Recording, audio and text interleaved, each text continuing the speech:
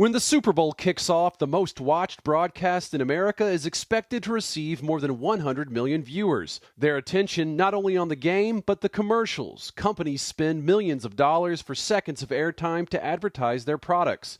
Viewers fed messages about chips and beer, and this year, it was his cross to bear.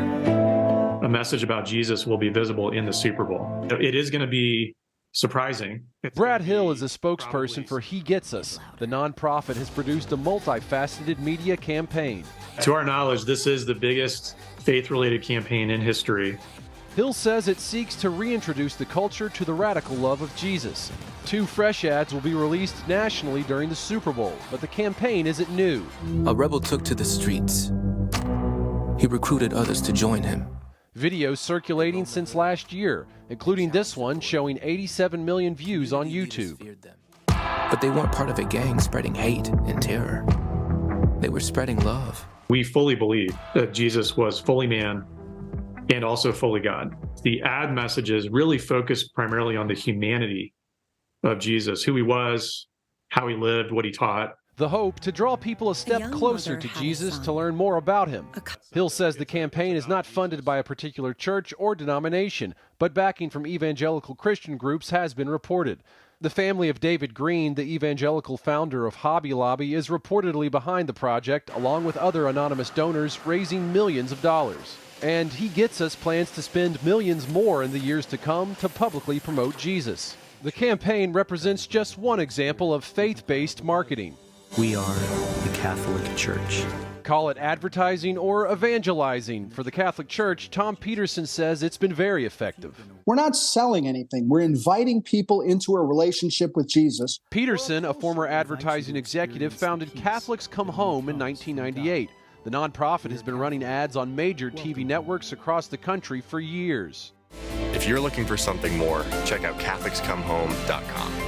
Peterson says the data collected shows an impact. And hundreds of thousands of souls return to the Catholic Church. Relying on grassroots fundraising and coordination with Catholic dioceses to provide an invitation. We say you're coming home to a church Jesus started that feeds you with the Eucharist, his body, blood, soul, and divinity, forgives you in the sacrament of reconciliation, guides the church family with the Holy Spirit to the end of time. Peterson has a series on EWTN profiling people who've returned to the faith. Catholics Come Home and He Gets Us may be different in their approach to faith-based marketing.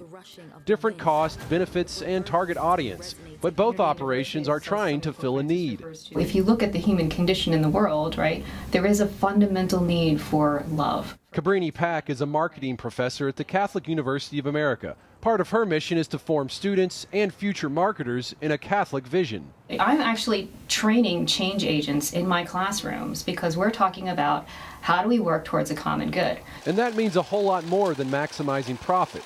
Pack mentioned some other faith-based entrepreneurial ventures that could positively impact the broader public, like Father Mike Schmidt's Bible in a Year podcast and the Chosen series. They're providing an offering, but they're not doing it with the usual tactics. So tactics include commercials, ads. Whatever the tactics may be, the goal seems to be reaching people right where they are. With, significant resourcing, what we find is in our society, people are turning to their screens. Social media as well, because that's what people are consuming, and they're the ones we need to invite home.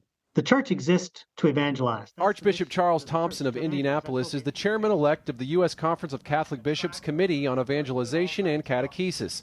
He says the goal of the church is to lead people to Jesus. And make sure we stand focused on him and leading people to that encounter with Christ. But we can never grow weary of doing that.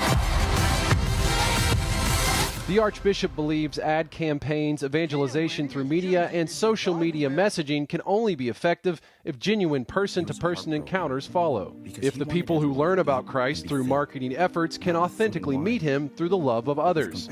Over the years, he's asked converts to Catholicism what's led them to the faith. They always say my spouse, my boyfriend, my girlfriend, a co-worker, a classmate, a friend. They tell me it's someone, it's a person. Mark Irons, EWTN News In Depth.